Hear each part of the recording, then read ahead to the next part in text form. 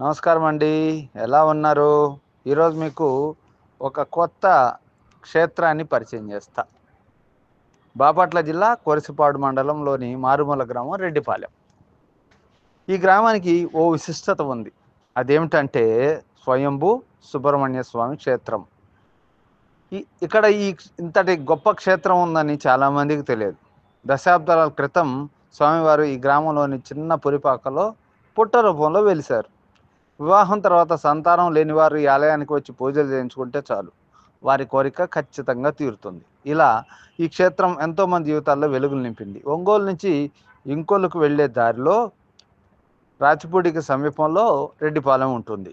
ఊరు లోపలికే ఉన్న ప్రధాన రహదారిపై ఆలయ స్వాగత ద్వారం కనిపిస్తుంది. మరిన్ని వివరాల కోసం శ్రీ పార్థసారథి గారిని 9346282740 నెంబర్లో సంప్రదించండి. జై షణ్ముఖనాథ, జై జై షణ్ముఖనాథ.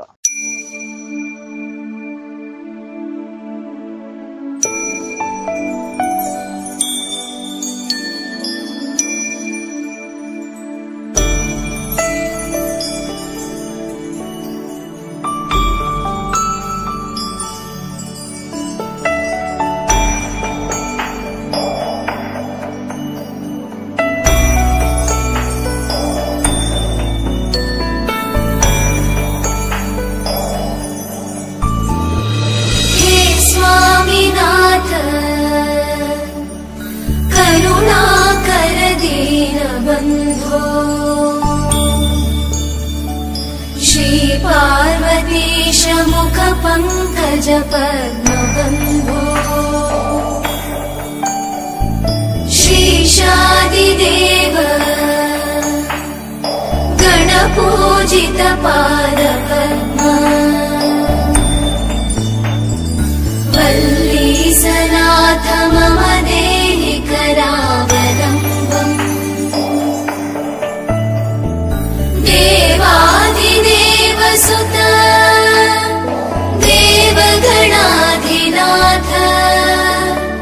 देवेन्द्र वन्द्य मृदु पंकज मञ्जुपाद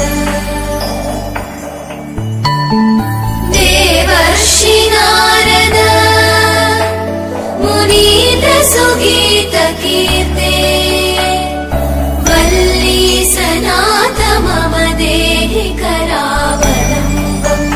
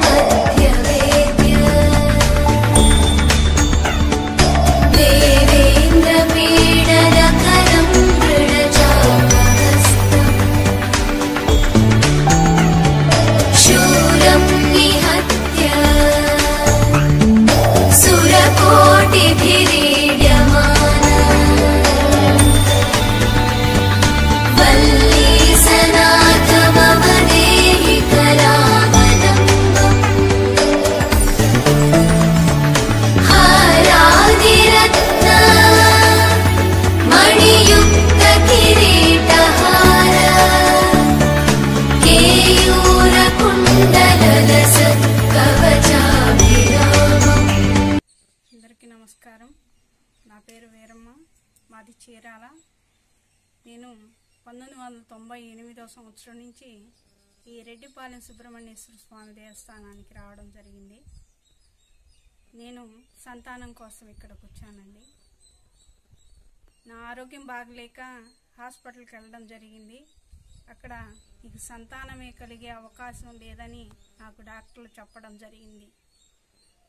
ఆ బాధలో నేను స్వామి ఉన్నారు, నాకు మంచి జరుగుతుందనే ఒక ఆశతో నేను ఇక్కడికి వచ్చాను. ఇక్కడ ప్రశ్నలో కూర్చున్నాను. ఆ రోజు నాకు ప్రశ్న కూడా రాలేదు. స్వామివారి పుట్ట దగ్గరికి వెళ్ళి నా బాధను మొరపెట్టుకుని, నువ్వే నాకు దిక్కు, నేను నీ భక్తురాలిని, నాకు అన్యాయం చేయొద్దు అని వేడుకున్నాను. ఆయన నా బాధ ఆలకించి నాకు ఆ రోజే స్వప్నంలో సంతానం ఇవ్వడం జరిగిందని, తెలియని వయసు అయినప్పటికీ కూడా నాకు ఆయన సంతానం ఇచ్చారు. నేను చాలా సంతోషంతో 2 పిల్లలు నాకు స్వామి ఇచ్చిన ప్రసాదంగా భావించాను. తర్వాత కొన్నాళ్ళు గుడికి రాలేని పరిస్థితి, ఒంటరిగా పిల్లలతో రాలేకపోయాను. చాలా ఇబ్బందులు పడాల్సి వచ్చింది అనారోగ్యాలతో. తరువాత 2017లో మళ్ళా గుడికి రావడం, స్వామివారు చెప్పినటువంటి వారాలు పూర్తి చేసుకునే లోపే నాకు స్వామివారు నిజ దర్శనాన్ని ప్రసాదించారు. ఇక అప్పటి నుంచి వెనక్కి తిరిగి చూసుకోకుండా నాకంతా మంచి జరిగిందండి. అప్పటి వరకు పడిన బాధలు ఎన్నో, ఇక ఆ తరువాత ఎలాంటి ఇబ్బందులు లేవు, అనారోగ్యాలు లేవు. స్వామి ఏది చెబితే అది చేయడమే మా ఇది. అలానే జరుగుతూ ఉంది. ఆయనే మాకన్నీ. ఆయన మాట లేకుండా ఏమీ చేయలేము. ఆయన చెప్పిందే జరుగుతుంది. నా పిల్లలిద్దరూ బాగా చదువుకున్నారు, ఉద్యోగాలు కూడా ఇస్తానన్నారు స్వామి. త్వరలోనే మంచి జరిగిద్దని చెప్పడం జరిగింది. ఈ మధ్యకాలంలో నేను చాలా అనారోగ్యంతో చాలా ఇబ్బంది పడ్డాను. అప్పుడు కూడా స్వామివారు దగ్గరుండి, నీకు ఎలాంటి ఇబ్బంది లేదు, నువ్వు మునుపటిలా ఆరోగ్యంగా ఉంటావు, స్వామి వెలుగు చూయిస్తున్నారు అని చెప్పారు. ఆ స్వామివారు ఒక మంత్రాన్ని నాకు చెప్పడం జరిగింది. అది చేసిన తరువాతే నేను మరలా లేచి తిరగగలిగానండి. ఇది ఇక్కడ ఉన్న మహత్యం.